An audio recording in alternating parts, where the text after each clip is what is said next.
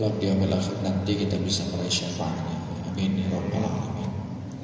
Bapak Ibu seluruh jemaah yang dimuliakan oleh Allah, insyaallah kita melanjutkan kembali kajian kemarin.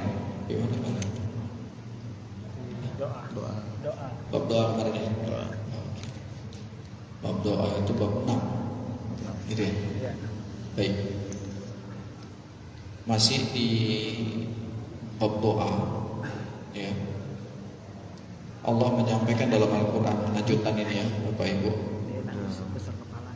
ketika kita berdoa jangan berpikir doa itu harus seperti yang kita mau, karena sebaik-baik pengabulan adalah seperti apa yang Allah mau. Karena apa? Allah yang lebih tahu mana yang terbaik buat kita. Dan Allah menyuruh kita untuk terus berdoa. Ini menunjukkan sisi rasa butuhnya kita sama Allah. Dan orang yang butuh itu pasti meminta, dan sebaik-baik meminta hanyalah kepada Allah. Seringkali kita minta kepada manusia patah hati, kecewa, ya kan? Tapi yakinlah, tidak akan pernah ada kekecewaan bagi orang yang selalu minta kepada Allah. Mungkin secara sudut pandang kita belum dikabulin, nggak apa-apa, karena boleh jadi ada pengabulan yang jauh lebih baik daripada apa yang kita butuhkan. Makanya Allah menyuruh kita, ya saya baca dulu narasinya ini. Ya. Di sini disampaikan, la yakun ta'khur amadan atau, ya, bita'kharu ma yuqi'u fihi. Terkadang doa kita itu sengaja diperlambat oleh Allah, ditunda, bukan karena Allah nggak ngabulin, tapi Allah pingin dekat dengan hambanya agar si hamba tadi ini berharap-harap sama Allah, agar si hamba ini mengiba-iba sama Allah. Kalau doanya langsung dikasih, terkadang membuat kita lupa sama yang ngasih.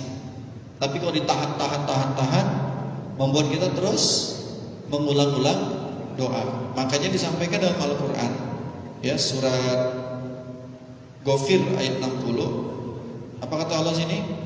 Ud'uni astajib lakum. Berdoalah kepadaku, maka akan aku kabulkan. Cuma pengabulannya seperti apa? Bima yakhtarahu laka la fima tahtaru li nafsika. Allah kabulkan itu sesuai kehendak Tuhannya, sesuai kehendaknya Allah, bukan sesuai kehendak nafsunya kita. Karena kalau nurutin nafsunya kita, Bapak Ibu, semuanya kita mau. Ya. Tapi kalau kita menurutin kehendaknya Allah, maka disinilah kita belajar memilih mana yang terbaik menurut versinya Allah. Makanya ada satu kalimat indah dari seorang Imam Ali bin Abi Thalib. Apa kata beliau? Ketika doaku dikabulkan, aku bahagia. Tapi jika doaku tidak dikabulkan, aku lebih bahagia. Kok bisa ya? Dikabulkan tadi apa katanya? Bahagia. Kalau tidak dikabulkan, lebih bahagia. Kenapa dia lebih bahagia? Karena kata Imam Ali lanjutannya, karena yang pertama adalah pilihanku, sedangkan yang tidak dikabulkan adalah pilihan Tuhanku. Dan apa yang Allah pilihkan untukku pasti yang terbaik untukku. Itu luar biasa kalau kita punya jiwa seperti itu. Dan saya yakin Bapak Ibu mungkin pernah ada doa-doa yang dulu tidak terkabulkan, ya Allah kabulkan sekarang. Padahal mintanya udah kapan? Udah lama, bahkan sampai kita lupa dengan doa itu. Setelah dikabulin baru teringat, oh ini kan doaku di masa yang lalu. Maka dari sinilah ketika seorang itu berdoa, maka dia harus mendapati dua rasa. Kalau boleh saya tanya Bapak Ibu, apa tanda-tanda suksesnya doa kita? Apa tandanya? Jika doa kita ridhoi. Dia apa? Diridhoi. Kabulkan? Enggak.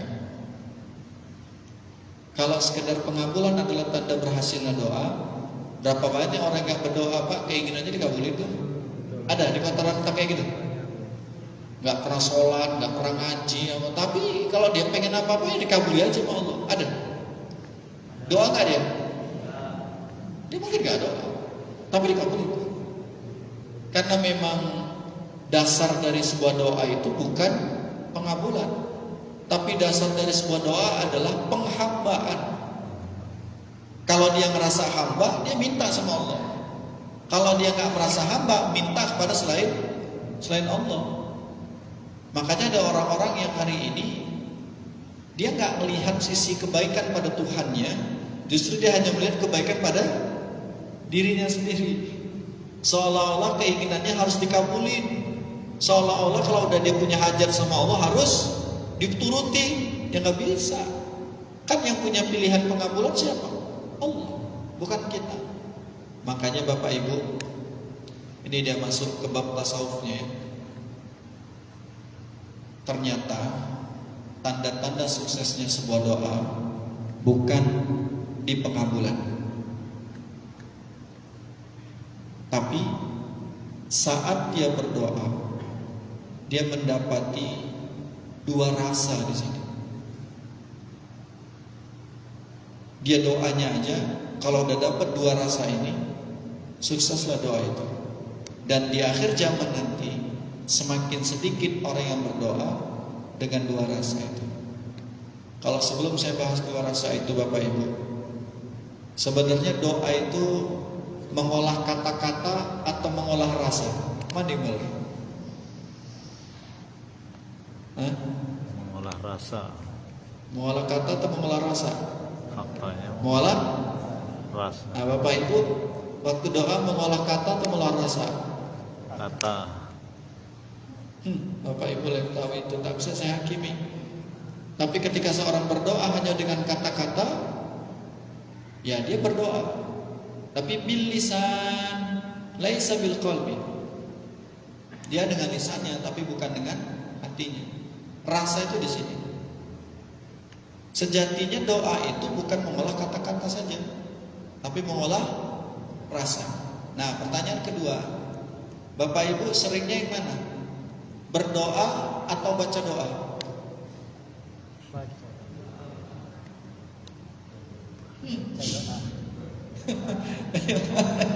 Doa atau baca doa? Berdoa? Ya Bapak Ibu lihat jawab.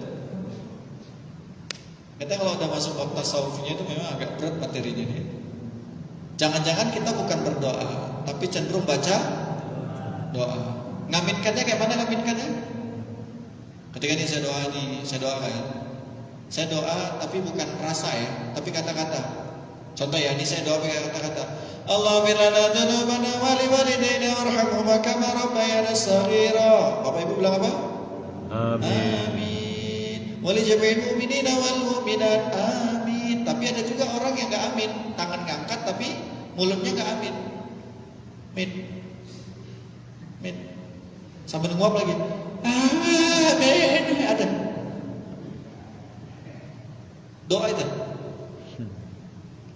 Kalau orang Bapak Ibu sudah tembus ke dalam jiwanya, ngantuk pun gak terasa, dinikmatinya doa itu. Ibarat Bapak Ibu lagi duduk sama orang yang Bapak Ibu senang, ngantuk gak? Begadang pun tahan, betul? Tapi kalau duduk sampai orang gak kita suka, Pak, malah bawaannya mengantuk aja. Makanya mohon maaf lahir batin, Pak. Ya, mohon izin lahir batin. Bapak Ibu pernah? Oh, Bapak Ibu mah orang ini.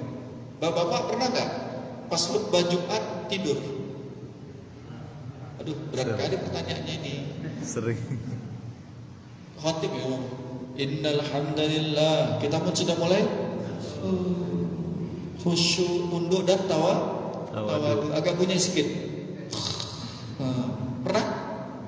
Dingin pula Pak AC ini. Siang-siang puasa, khutbah, tidur. Tapi coba bayangkan kalau seandainya yang menyampaikan itu bagus Pak nyampainya, tidur gak kita? Kita fokus, gitu-gitu kan? Udah? Tapi ini bukan perkara tidur atau tidaknya, tapi ini perkara rasa. Begitulah juga dengan doa. Makanya kami dapat nasihat dari guru-guru kami, berdoa itu bukan mengolah kata, tapi tapi mengolah Rasa. rasa. Walaupun kalimatnya sama. Allahumma ighfir lana wa li jami'il mu'minina wal mu'minat wal muslimina wal muslimat. Dari sini saja. Al ahya'i minhum wal amwat. Tuh, dari sini. Beda enggak sama yang tadi? Beda sekali. Ya. Makanya saya jadi imam, baca ayat, saya baca doa, zikir, itu di sini. Supaya kita bisa menikmati setiap kata demi kata yang kita ucapkan kepada Allah. Karena apa? Kita sadar, Pak, doa itu harus hadirnya rasa. Makanya ada istilah, ada orang beramal tapi tidak sampai pada rasa. Ada orang berilmu tapi tidak sampai pada amal. Cerita agama jago kali, sholat pelak, sholat gak beres, tapi cerita agama, kalah Pak, Nabi pun kalah cerita sama dia. Oh Allah begini segala macam, tapi urusan dia sama Allah banyak kali perkara buruknya. Ya. Berarti tidak sampai pada rasa. Makanya ada istilah, ada orang berilmu tidak sampai pada amal, ada orang beramal tidak sampai pada rasa, ada orang sampai pada rasa tapi tidak sampai pada fana. Nah kalau ada fana itu udah termasuk orang yang bermakrifat sama Allah. Ya, kalau kayak kita ini proses lah ya.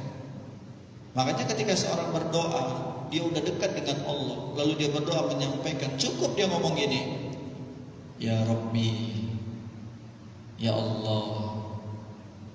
Ya. Nih saya coba ya pakai rasa ya. Bapak Ibu dengar ya. Ini saya coba doain Bapak Ibu dengan hati saya. Boleh diaminin boleh, disimak boleh, enggak apa-apa. Dengar ya. Ya Allah, siapapun yang Kau hadirkan di tempat ini, bimbing hatinya ya Rabb, untuk semakin mudah dekat dengan Engkau. Amin. Bimbing hati kami ya Allah, agar kami bisa merasakan nikmatnya beriman kepadamu. Dan bimbing hati kami ya Allah, untuk menjadi orang yang selalu tunduk dan istiqomah berada di jalan-Mu. Ya Rabbi, kuatkan jiwa kami agar kami bisa menjadi hamba yang terus menghamba kepadamu, bersyukur dengan segala nikmat-Mu dan bersabar dengan segala ujian-Mu ya Allah. Amin. Apa rasanya Bapak Ibu? Enak. Hah? Tadi saya lagi apa itu? Doa atau baca doa? Doa. Baca? Sadar atau doa? Doa. Ya. Kalau Bapak Ibu kena guru kami lebih ngeri lagi Bapak Ibu. Dia cuma ngomong gini aja. Ya Allah, oh, udah nangis kita Pak. Belum ucapin kata-kata masih. Ya Allah, Ya Rabbana. Cuma gitu aja. Kita udah nanti kita langsung tunduk sama Allah. Makanya Bapak Ibu, kalau kita jumpa orang yang itu bisa masuk ke dalam relung jiwa kita, tangkap orang itu, jangan dilepas ya. Karena zaman sekarang ini Bapak Ibu sudah sedikit sekali membahas ilmu dengan rasa, betul tak? Sudah sedikit sekali kajian-kajian itu ke zona rasa. Semuanya masih zona ilmu, zona akal banyak, zona rasa sudah sedikit. Makanya ulama-ulama kita dulu ngomongnya sedikit, tapi Masya Allah kalimat demi kalimatnya itu bisa menembus ke dalam jiwa kita. Ya, makanya semua dimulai dari mana Bapak Ibu? Dari kesadaran. Nah sekarang saya masuk materinya. Tadi mukadimah. Dua rasa apa yang dibutuhkan ketika doa? Yang pertama yang dibutuhkan dari dua rasa itu adalah, yang pertama adalah az-zauqut tahtaj. Rasa tahtaj. Apa bahasa Arabnya tahtaj? Tahtaj itu artinya rasa butuh. Orang kalau berdoa dengan rasa butuh, itu enggak sama seperti orang hanya sekedar minta. Bapak Ibu, kalau butuh sama orang, mintanya kayak mana Pak? Bapak butuh sama orang nih, Bapak datengin orang itu, Ibu datangi orang itu, mintanya kayak mana? Misalnya saya kasih contoh nih Pak, saya mintanya kayak gini. Misalnya saya minta duit 10 juta misalnya. Ini orang kaya nih. Saya ngomong gini, Pak, Bapak ada 10 juta, minta ke sini Pak, cepatlah, jangan lama kali lah, aku butuh kali nih. Jangan sok kali Pak, 10 juta kan kecil Pak, Bapak, udah tak tunggu ya, telepon. Itu butuh gak itu? Butuh. Kira-kira kalau orang yang butuh kayak mana model mintanya? Kan pengalaman kayaknya ini. Apalagi Pak Dul pas pinjam duit. Nah, kan tahu Pak, ngomongnya kayak mana ngomongnya? Ada orang pinjam duit gini Pak. Ada kok 200, kalau ada syukur, nggak ada udah ya udah dikabari ya, Assalamualaikum. Ada orang pinjam duit kayak gitu. Dia akan cerita tentang rasa butuhnya. Tolong kalilah, butuh kali aku. Anakku mau ujian, uang sekolah belum bayar. Diceritakannya Pak rasa butuhnya itu. Sehingga harapannya apa? Orang yang dia minta itu mau memberi. Kayak tadi ada yang nelpon saya sepanjang jalan sampai dari simpang dari jalan Diski sampai kemari nelpon nggak siap-siap, hanya mau jual kambing sama saya. Kok dijual kambing masih menterok mana? Saya bilang aku butuh kali Ustaz ambillah kambingku. Bukan masalah tak ambil kambingnya, mau terok mana?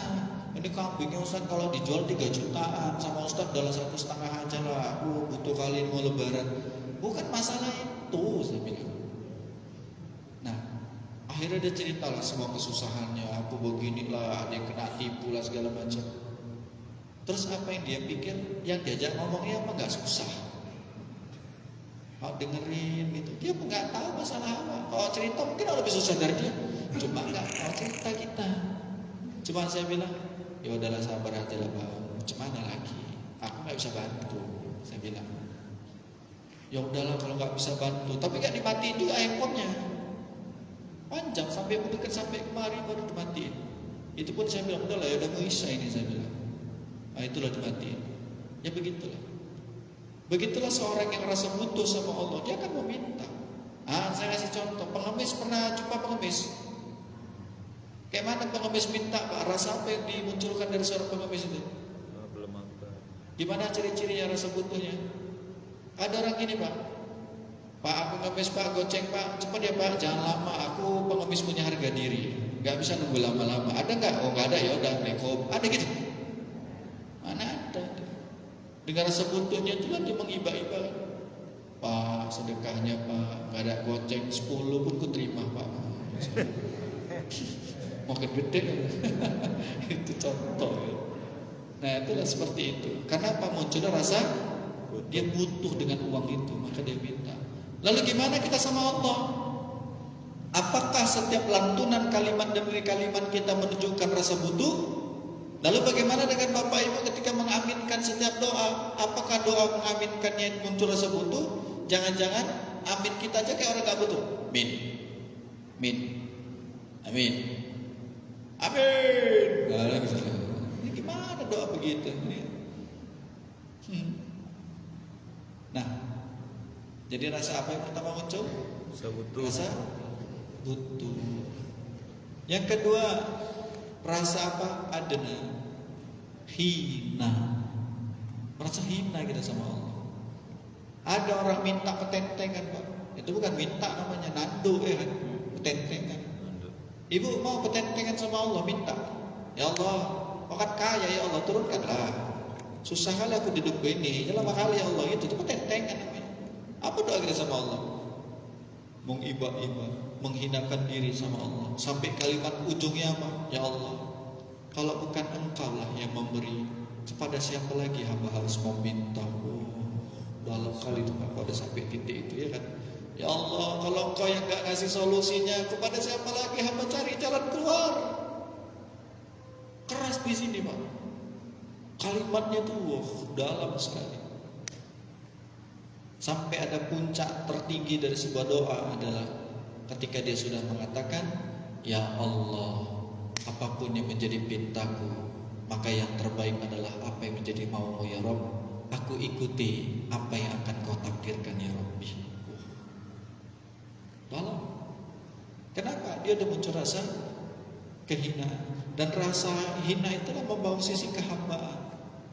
Makanya ulama-ulama dulu Bapak Ibu doanya sedikit. Saya ingat sekali Bapak Ibu, Dr. Sofyan Saha meninggalnya masih muda. Ya, saya ngefans sama beliau. Banyak orang yang berhasil dibuat beliau itu sukses lah jadi dai itu. Meninggal di usia muda, nggak sampai 50 usianya meninggal. Saya pertama kagum sama beliau itu kalau khutbah nggak pernah lewat 15 menit selesai, turun mimbar. Kalau doa singkat, tepat, padat, tapi maklub di sini, Pak. Saya perlu belajar nih sama orang kayak gini. Akhirnya Allah izinkan saya belajar sama beliau, nggak lama memang. Ternyata dapat saya ilmunya, dapat saya feel-nya. Dari situ saya banyak belajar. Ternyata dakwah itu nggak harus banyak kata-kata, cukup menyampaikan rasa aja orang sudah merasa, ya, sudah merasa dekat dengan Allah, gitu ya. Nah, jadi apa intinya, Bapak Ibu? Mintalah kepada Allah, karena Allah itu nggak butuh sama kita, kita yang butuh sama Allah. Hinakan diri kita di hadapan Allah, karena Allah nggak suka seorang hamba itu menghinakan dirinya di hadapan makhluk. Kita seringkali Bapak Ibu karena butuh sama manusia, tapi menghinakan dirinya berlebihan. Awal lagi susah lah, hancur kali hidupku ini, entah cemana lah, nggak ngerti lagi aku. Kau tolonglah, rupanya ditolong. Apa pujian kita ke orang itu? Memang kau lah malaikatku hari ini. Alah, terlalu kita sama manusia. Sementara Allah berikan segala nikmat sama kita, nggak gitu-gitu banget kita mujinya. Ya. Jadi kalau gitu Bapak Ibu, dikabulkan tidak dikabulkan, tetap kita akan terus meminta sama Allah. Terwujud tidak terwujud, tetap sujud, nggak ngaruh. Jangan sampai kita itu lupa bahwa kehendak Allah yang lebih utama daripada kehendak kita. Maka dari sinilah Bapak Ibu kita sama-sama belajar bahwa doa itu bukan hanya sebatas permohonan, tapi doa itu adalah tanda bukti penghambaan kita sama Allah. Yang kedua, doa itulah munculnya rasa butuh dan rasa hina kepada Allah, sehingga apa yang kita ungkapkan, kata-kata yang kita lontarkan, itu bisa membangun rasa semakin dekat dengan Allah. Dan yang terakhir, doa itu adalah ibadah. Ad-doa wal ibadah. Doa itu adalah bagian dari ibadah. Ada Pak Bu, 3 ibadah, yang satu menjadi wajib. Satu adalah sholat, yang kedua doa, yang ketiga zikir. Sholat, zikir, doa, ini ibadah 3-3. Tapi sholat ada ketentuannya. Kalau zikir bebas mau kapan aja, doa bebas kapan aja. Tapi yang paling utama dari sebuah doa adalah bukan kata-katanya saja, tapi rasa. Dan intinya, puncak doa adalah diam. Ngerti gak maksud itu?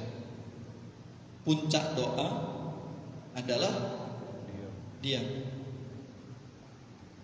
Maksudnya kayak mana tuh? Ini dalam kali salah tasawuf. Puncak doa adalah diam. Cuma gini aja Bapak Ibu. Pernah gak Bapak Ibu gini doa? Ya Allah, ya Allah, ya Allah. Akhirnya muncul kalimat apa? Hamba gak tahu lagi mau ngomong apa, ya Allah. Tapi kata-kata di sini full, tapi gak terucap dengan lisan. Pernah? Pernah. Itu biasanya karena sudah terlalu banyak nikmat yang kita terima, atau karena terlalu banyak masalah yang datang? Salah. Terlalu banyak? Salah. Sampai doanya pun udah kayak orang preman doa, Pak. Entahlah ya Allah, pening pun aku ya Rabb. Udah begitu sampai doanya. Tapi bagus, dia masih ngadu sama Allah. Tapi puncak dari doa itu adalah ketika seorang hamba itu sadar betul bahwa ini adalah karunia dari Allah. Makanya kata Umar bin Khattab, apa kata beliau? Aku tidak peduli doaku dikabulkan atau tidak, karena bagiku bisa berdoa saja sudah karunia dari Allah. Yang aku takutkan adalah ketika Allah tidak mengizinkan lagi aku bisa berdoa. Itulah sekelas Umar bin Khattab. Maka dari sini kita belajar sama-sama membangun sisi kehambaan dengan doa. Dan ini izin karena ini malam terakhir saya di Ramadan ini. Malam ini saya akan doa sepenuh rasa, doa sepenuh jiwa, ya. Nikmati aja Bapak Ibu, kalau nanti sampai sahur ya udahlah macam mana namanya doa. Ya. Enggak lah ya. Saya malam ini masuk jadwal iktikaf 10 malam. Udah 10 masjid yang ngantri untuk kita datangin ya, Masya Allah. Dan malam ini saya di salah satu masjid di Mencirim. Jam 11 ada kajian di sana. Jadi harus segera saya sampai sana sebelum jam 11 kita muhasabah. Jadi iktikafnya betul-betul berisi Bapak Ibu. Kajian, tidur sebentar, tahajud, kajian lagi, sahur bareng. Itu program udah hampir 8 tahun terakhir ini di Mencirim. Memang udah malam masjid yang nawarin. Masjid nawarin. Malam pertama kami ya, mau 2 kami udah gitu. Kami itu ada sekitar 20 sampai 30 orang. Ya, udah komitmen. Nah, kalau bisa di sini juga dibentuk, hidupin musholahnya, hidupin masjid-masjidnya. Kalau bisa udah ada timnya, udah ada tim-tim yang mengontrol, yang mengatur, dan itu istiqomah, insya Allah Bapak Ibu. Alhamdulillah, ada yang ibu-ibunya ikut datang, ya nggak masalah, kita nggak apa-apa gitu ya. Nanti seru-seruan lah iktikaf itu. Bukan hanya sekedar ngejar Lailatul Qadar, tidak, tapi memanfaatkan 10 malam terakhir itu adalah tidak tidur di atas kasur. Itu prinsip kami. Karena Rasulullah di 10 Ramadan terakhir dia tidak sedang bersama istri-istrinya. Kecuali uzur. Kalau uzur beda cerita ya. Nah, alhamdulillah. Ternyata keberkahannya luar biasa, Masya Allah. Asbab dari itu semua Bapak Ibu, narkoba pun turun. Kriminal turun di tempat kami. Padahal dulu zona merah kami punya. Tapi sekarang Masya Allah, bandarnya pun udah ngaji sama saya. ya sebab itu semua ya, Masya Allah. Nah jadi dakwah itu memang harus praktek lah si pendakwah tadi, bukan hanya sekedar cakap-cakap ngomong cakap nggak bisa, harus terjun ke lapangan. Ya. Jadi kebayang ya, mendakwai orang-orang yang hancur babak belur kayak gitu.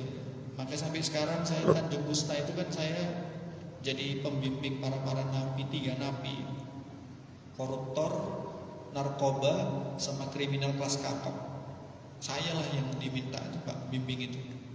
Tapi yang paling parah itu, kalau koruptor itu paling parah, agak susah nasihatinnya. Tapi kalau kriminal, narkoba, mereka nangis Pak kalau ngaji sama saya, nangis. Yang pembunuhan, yang membunuh, yang begal, kayak gitu Pak, betato gitu. Ngaji pun gini Pak, tapi lama-lama gini ya, langsung juga lalu tatung deh. Itulah kalau Allah sudah lembutkan hatinya, Masya Allah. Nah sama kajiannya, sama kita minta begini juga ya. Sampai ada yang ngomong, Ustaz, kayaknya surgaku adalah penjara katanya. Sampai ada yang berani ngomong gitu. Berarti kalau saya keluar lagi, janganlah Ustaz, kalau dari surga tak bilang. Maksudku Ustaz, kok di luar aku kayak neraka hidupku. Di penjara dapat kayak surga, aku bisa ngaji, bisa banyak hal yang bisa aku buat di sini, gitu deh ya. Jadi Bapak Ibu, kita akan doa bareng. Kita jadikan malam ganjil ini, malam ke-21 ini, kita doa bermuhasabah. Dan doa yang saya lantunkan pun ini bahasa Indonesia. Bapak Ibu bisa pahami kalimat demi kalimat. Kalau itu sesuai dengan keinginan Bapak Ibu, pas dengan yang tersampaikan, aminkanlah dari lubuk hati yang paling dalam. Amin ya Allah. Insya Allah. Yuk kita semua beristighfar Bapak Ibu. Astaghfirullahaladzim. Astaghfirullahaladzim. Astaghfirullahaladzim. Astaghfirullahaladzim. Lembutkan hati kita Bapak Ibu. Astaghfirullahaladzim. Kenang dosa-dosa kita. Astaghfirullahaladzim. Kita pernah menjauh dari Allah. Astaghfirullahaladzim. Kita pernah bermaksiat di hadapan Allah. Astaghfirullahaladzim. Kita pernah ingkar kepada Allah. Astaghfirullahaladzim. Kita pernah sombong di hadapan Allah. Astaghfirullahaladzim. Kita pernah kufur dengan takdir Allah. Astaghfirullahaladzim. Mungkin kita pernah zalim sama orang lain. Astaghfirullahaladzim. Kita pernah zalim sama anak-anak kita. Astaghfirullahaladzim. Kita pernah zalim sama pasangan kita. Astaghfirullahaladzim. Kita pernah zalim sama ayah kita. Astaghfirullahaladzim. Kita pernah zalim sama ibu kita. Astaghfirullahaladzim. Innahu huwal ghafurur rahim. Na'udzu billahi minasyaitonir rajim. Bismillahirrahmanirrahim. Alhamdulillahi rabbil alamin. Wassalatu wassalamu ala asrafil anbiya'i wal mursalin wa ala alihi wa ashabihi ajma'in. Ya Rabbana ya muqallibal qulub tsabbit qulubana. Ya Allah, Engkau lebih tahu ya Rabb apa yang ada dalam hati ini. Terkadang hati ini susah mengucapkannya ya Allah, tapi Engkau tahu apa yang ada dalam jiwa ini ya Rahman. Engkau tahu aib-aib dalam diri ini ya Rabbi. Engkau pun tahu ya Allah betapa buruknya kami di masa yang lalu. Tapi kami sadari ya Rabb, kami hari ini belajar jadi orang baik. Engkau masih menghidupkan kami sampai Ramadan tahun ini ya Rabb. Kami bersyukur kepadamu ya Allah atas nikmat yang Kau hadirkan hari ini ya Rahman. Dan kami pun sadar ya Allah, kami mungkin punya masa lalu yang buruk kepadamu, pernah menjadi hamba yang ingkar kepadamu, pernah angkuh dan sombong di hadapanmu ya Rabbi. Kami ya Rabb, Kau dudukkan kami malam hari ini. Engkau izinkan kami mengangkat tangan, Kau izinkan kami menundukkan kepala kami, Kau izinkan kami bersujud malam hari ini ya Allah. Maka jadikanlah apa yang kami lakukan sampai malam hari ini adalah jalan menuju cinta dan keridhaan-Mu ya Allah. Walaupun kami sadari ya Rabb, kami belum pantas mendapat kebaikan dari-Mu karena betapa banyaknya dosa-dosa kami ya Rabbana. Maka ampunilah dosa dan khilaf kami ya Allah. Ya Rabbana, kami pun sadar ya Rabb, gak tahu berapa lama lagi kami masih bisa singgah di dunia ini. Satu saat akan Kau hadapkan kami dengan malaikat maut. Satu saat akan Kau hadapkan kami dengan kematian. Tapi kami gak tahu ya Rabb, satu saat pasti kami akan meninggalkan orang-orang yang kami cintai ya Rabbana. Kami bisa meninggalkan pasangan kami, kami mungkin masih bisa meninggalkan anak-anak kami masih kecil. Tapi kalau sudah menjadi kehendak-Mu ya Allah, kami mohon padamu ya Allah, kalau satu saat Engkau wafatkan kami, wafatkanlah kami di tempat yang baik ya Allah. Amin, ya Allah. Wafatkan kami dengan keadaan meninggalkan harta yang baik, meninggalkan anak-anak cucu keturunan terbaik, meninggalkan hal-hal buruk yang pernah kami lakukan ya Allah. Dan kami mohon padamu ya Allah, wafatkanlah kami dalam keadaan lisan kami mengucapkan kalimat la ilaha illallah, sehingga Engkau wafatkan kami dalam keadaan husnul khatimah. Amin. Ya Rabbana, Engkau pasti mendengar doa dan pinta kami ya Allah. Amin. Bolehlah kami mohon ya Rabb untuk ayah dan ibu kami. Siapapun yang malam hari ini ayahnya masih hidup, lapangkan hati ayah kami ya Allah. Karena dia pernah ada untuk kami ya Allah. Pergi pagi pulang petang, kadang tak pulang, panas hujan dia tak peduli, hanya untuk menafkahi kami ya Rabbi. Hancur badannya ya Rabbana. Maka jadikanlah setiap tetesan keringat yang pernah dia jadikan sebagai jalan nafkah untuk kami, maka sebagai jalan Engkau ridha padanya ya Allah. Kalaupun hari ini Kau temukan ya Rabb, mungkin di antara kami ada yang sudah wafat ayahnya, sudah ada di alam kubur, kami mohon padamu ya Rabbana, jangan kau azab ya Allah, jangan kau siksa ya kami. Bayangin wajahnya aja udah capek besarin kami, jangan lagi hancur di alam kubur ya Rabbana. Ya Allah, khusus buat ibunda kami pernah ada dalam perutnya 9 bulan ya Allah. Dia bertaruh nyawa hanya untuk menghadirkan kami ke dunia. Kalau hari ini siapapun di antara kami yang ibunya masih hidup, lapangkanlah hati ibunda kami ya Allah. Ridhoilah ibu kami ya Allah. Dan khusus buat ibu kami yang telah wafat ya Allah, kami mohon padamu ya Rabbana, jangan kau azab ya Allah, jangan kau siksa ibu kami ya Rabbi. Jadikanlah kubur ayah ibu kami sebagai taman-taman surgamu ya Allah. Lapangkan kuburnya ya Rabbana, dan kuatkanlah hati kami ya Rabb, agar kelak satu saat kami kau selamatkan di yaumil akhir, maka izinkan kami bisa bertemu ayah ibu kami lagi di surga nanti ya Allah. Ya Rabbana, hari ini kami berkumpul dengan orang-orang sekeliling kami. Ridhoilah kami yang hadir malam hari ini ya Allah.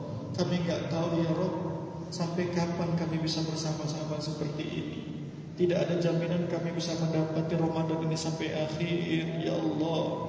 Kami pernah mengenang orang-orang yang kemarin tahun lalu bertarawih bersama kami, tapi tahun ini kami mengenang mereka ya Rabbi. Tapi boleh jadi ya Rabb, tahun Ramadan yang akan datang kami yang sedang dikenang oleh mereka yang masih hidup ya Allah. Maka ya Rabbi, tutup aib-aib kami ya Allah. Kuatkan jiwa kami ya Rabb. Kalau hati kami masih menyimpan kebencian, gantilah dengan cinta ya Allah.